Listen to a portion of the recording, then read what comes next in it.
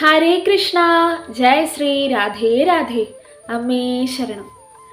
നവരാത്രിയുടെ 6ാം ദിവസമായ ഇന്ന് ദേവിയുടെ ഭാവം കാർത്യായനി ആയിട്ടാണ് അല്ലേ? കാർത്യായന മഹർഷിയുടെ പുത്രിയായി ജനിച്ചതുകൊണ്ടാണ് കാർത്യായനി എന്ന നാമം ദേവിക്ക് ലഭിച്ചത്.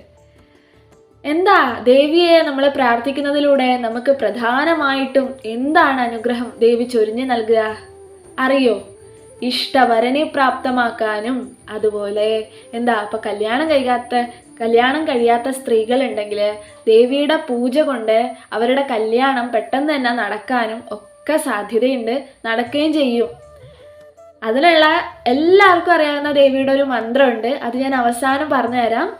ഇപ്പം നമുക്ക് ദേവിയുടെ രൂപവർണ്ണന നമുക്ക് കേട്ടു നോക്കാം, അതുപോലെ പ്രത്യേകതകളും ഒക്കെ ഒന്ന് നോക്കാം കേട്ടോ. മലയാളത്തിൽ കാർത്യായനി ദേവി എന്നാൽ കാർത്യായന മഹർഷിയുടെ പുത്രിയായി ജനിച്ച ആദിപരാശക്തിയുടെ അഥവാ ദുർഗയുടെ സൗമ്യ സുന്ദര രൂപമായ ഭഗവതിയെയാണ് സൂചിപ്പിക്കുന്നത്. പ്രപഞ്ചനാഥയായ ഭഗവതിക്ക് ഇഷ്ടപ്പെട്ട ജീവിത പങ്കാളിയെ ലഭിക്കാൻ പ്രത്യേകിച്ചും നവരാത്രി കാലത്ത് ആരാധിക്കുന്നത് ഉത്തമമാണെന്ന് വിശ്വസിക്കപ്പെടുന്നു. ഇനി കേരളത്തിൽ കാർത്യായനി ദേവിയുടെ ക്ഷേത്രങ്ങളുണ്ട്, അതും കൂടെ നമുക്ക് നോക്കാം. പ്രധാന ക്ഷേത്രങ്ങൾ: ചേർത്തല കാർത്യായനി ക്ഷേത്രം ആലപ്പുഴ ജില്ലയിലെ ചേർത്തലയിൽ സ്ഥിതി ചെയ്യുന്ന പ്രധാന ക്ഷേത്രമാണ്. ഏത്? ചേർത്തല കാർത്യായനി ക്ഷേത്രം. പിന്നെ അതുപോലെ ഹരിപ്പാട് കാർത്യായനി ക്ഷേത്രം ആലപ്പുഴ ജില്ലയിലെ മറ്റൊരു പ്രധാന ക്ഷേത്രമാണ്. പിന്നെ കുമരനല്ലൂർ ഭഗവതി ക്ഷേത്രം കോട്ടയം ജില്ലയിലെ പ്രമുഖ ക്ഷേത്രമാണ്. ഓക്കെ, ഇനി നമുക്ക് ദേവിയുടെ രൂപവർണ്ണന ഒന്ന് കേട്ടു നോക്കാം. കാർത്യായനി ദേവിക്ക് 3 കണ്ണുകളും 4 കൈകളുമുണ്ട്.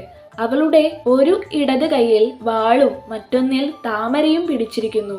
മറ്റു 2 കൈകൾ യഥാക്രമം സംരക്ഷിക്കുന്നതും പ്രവർത്തനങ്ങളെ അനുവദിക്കുന്നതും കാണിക്കുന്നു. നമ്മൾ ഉപവസിക്കുകയും അവളെ ആരാധിക്കുകയും ചെയ്യുന്നതായി നേർച്ച നേർന്നാൽ നിങ്ങൾ ആഗ്രഹിക്കുന്നതും പ്രാർത്ഥിച്ചതുമായ ഭർത്താവിനെ കിട്ടുന്നതിൽ ദേവി അനുഗ്രഹിക്കും. ചില കാരണങ്ങളാൽ വിവാഹം മുടങ്ങിയ സ്ത്രീകൾക്ക് അവളുടെ വിവാഹത്തിന് കാലതാമസം ഉണ്ടാകുന്ന തടസ്സങ്ങൾ നീക്കാൻ വേണ്ടി